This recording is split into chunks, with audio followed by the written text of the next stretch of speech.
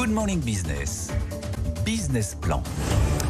Et une inflation qui va vers les 5%, un chômage stable et une croissance atone. Voici le programme donné par l'INSEE d'ici fin 2023. Bonjour Julien Pouget. Bonjour. Vous êtes le chef du département de la conjoncture de l'INSEE. Est-ce que ça s'appelle tout simplement la stagflation? Est-ce qu'on y est?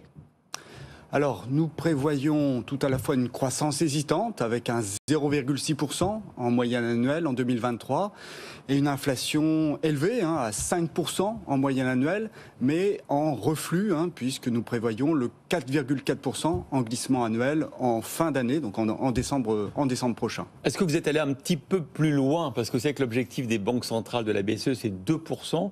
Est-ce que le fait effectivement que mois après mois, on voit quand même l'inflation décélérer, est-ce qu'on va arriver aux 2%? Ou est-ce que maintenant, comme on en a beaucoup parlé hier, la hausse des salaires fait qu'on entretient la hausse des prix?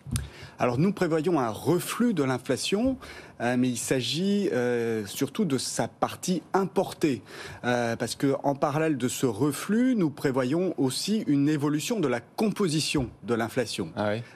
C'est-à-dire ce qui baisse actuellement, c'est la partie importée, c'est-à-dire c'est notamment l'énergie, et puis ça peut être en seconde moitié d'année la partie alimentaire. Au passage, ça ne veut pas forcément dire une baisse des prix, un reflux de l'inflation. Ce sont des prix qui augmentent moins vite qu'avant, mais qui ne baissent pas forcément en niveau. Alors quelle est l'inflation qui reste? Parce que ça va changer de forme en fait. Exactement. En fin d'année, au cours de l'automne, dans notre scénario, ce sont les prix des services qui deviendraient à leur tour la première contribution à l'inflation. Au départ, c'était l'énergie. Ça, c'est une mèche très courte, puisque les cours des produits pétroliers se répercutent à peu près instantanément au prix à la pompe. Ensuite, on a des prix à mèche intermédiaire, on va dire, les prix manufacturés, les prix alimentaires. Là, c'est en ce moment, avec un glissement annuel qui reste autour de 14-15% sur un an. Et puis, les phénomènes à mèche plus longue concernant les services qui transitent par des effets de diffusion, par les salaires, même si nous n'avons pas une spirale, un emballement prix-salaire. Mais il y a tout de même des effets de boucle, des effets de diffusion au prix intérieur. C'est-à-dire qu'on va connaître une autre forme d'inflation. Finalement, Christine Lagarde a raison quand elle parle d'inflation corps. On arrive sur autre chose. C'est pour ça que les banques centrales, effectivement, sont amenées à agir. Parce que les banques centrales ont relativement peu de prise sur les prix importés, sur les cours du pétrole, sur les cours des matières premières agricoles. Par contre, elles sont là pour éviter que se mette en place une dynamique auto-entretenue qui peut passer, effectivement, par des spirales prix-salaire, par exemple. L'autre chiffre très intéressant de notre note de conjoncture, c'est bien évidemment le taux de chômage, qui va rester à 7,1%. Donc c'est vrai que malgré une économie très au ralenti, on continue quand même à créer des emplois, mais on est aussi aidé par la moindre progression de la population active. Qu'est-ce qui se passe? Pourquoi? Tant mieux, mais pourquoi est-ce qu'il y a aussi une décélération du nombre d'actifs? Oui, nous nous attendons à une décélération du nombre d'actifs avec une dynamique de l'apprentissage qui reste certes soutenue, mais qui s'essoufflerait un peu. Il y a des effets de flux et de stock, des entrées et des sorties.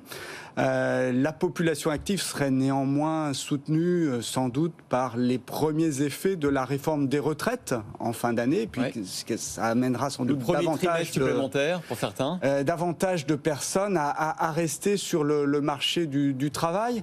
Alors l'effet sur le chômage peut être un peu plus ambigu, mais comme on est dans une période où les tensions de recrutement restent vives, selon les enquêtes de conjoncture, nous faisons l'hypothèse que ça aura aussi un impact sur l'emploi. Donc au total, notamment dans le bâtiment, ce qui est pour vous le secteur qui va souffrir le plus. Alors le bâtiment, c'est le secteur sur lequel le durcissement monétaire a ses premiers effets sur l'économie réelle. Donc on le voit très clairement en termes d'activité dans la construction, avec un repli observé dans les chiffres, et puis on le voit dans l'emploi également, puisque l'emploi dans la construction, il a baissé au premier trimestre 2023 pour la première fois, je crois, depuis 2016. Alors Emmanuel Le Chypre vient de nous rejoindre, on va en profiter quand même sur la conjoncture. Emmanuel, cette note de conjoncture de l'INSEE, ce qu'on se disait, une croissance qui est faible, très faible, 0,6, mais qui résiste, l'emploi qui tient, ça vous rend toujours aussi optimiste ? Oui, je crois qu'on voit vraiment qu'on va vers une normalisation. Moi, ce qui m'impressionne le plus, c'est c'est vraiment les prévisions franches sur le repli de l'inflation. Ouais. Ça, c'est vraiment spectaculaire, notamment sur peut-être préciser ce que vous attendez sur les comportements de marge des entreprises, parce qu'en fait, on voit que finalement, beaucoup ont réussi à passer des hausses de prix. Si on regarde les derniers comptes qui ont été publiés sur l'année, on voit que finalement, jamais les marges n'ont été aussi fortes. Donc, qu'est-ce qui va se passer sur les marges des entreprises ? Alors nous avons fait évoluer nos modèles de prévision, parce que la situation actuelle met à l'épreuve toutes ces modélisations, pour modéliser plus finement toutes les transmissions de prix, toute la chaîne, depuis les cours mondiaux des matières premières jusqu'au prix de détail, en passant par les prix de production, les prix en sortie d'usine ou en sortie de ferme. Le fameux pricing power des grosses boîtes. Voilà. Alors s'agissant des marges, vous avez rappelé les derniers chiffres disponibles, ceux du début de l'année 2023, si nous regardons l'industrie agroalimentaire, 32% en moyenne. C'est davantage dans l'industrie agroalimentaire. On est à peu près, on va dire, 10 points au-dessus du niveau d'avant-crise dans l'industrie agroalimentaire. Mais fin 2020, on était 10 points en dessous. C'est-à-dire que dans un premier temps, les industries agroalimentaires ont rogné sur leurs marges face au renchérissement des intrants. Et là, donc on a ces effets de décalage. Ça veut dire que l'inflation a été une aubaine.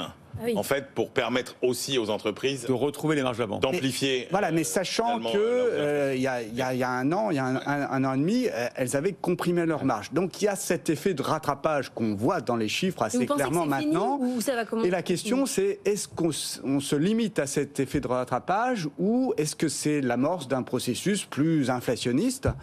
Notre réponse, c'est qu'on irait sans doute vers une normalisation des marges, mais ça reste une prévision, une hypothèse à confirmer au cours des prochains trimestres. Merci beaucoup, Julien Pouget, toujours aussi passionnant, chef du département de la conjoncture à l'INSEE.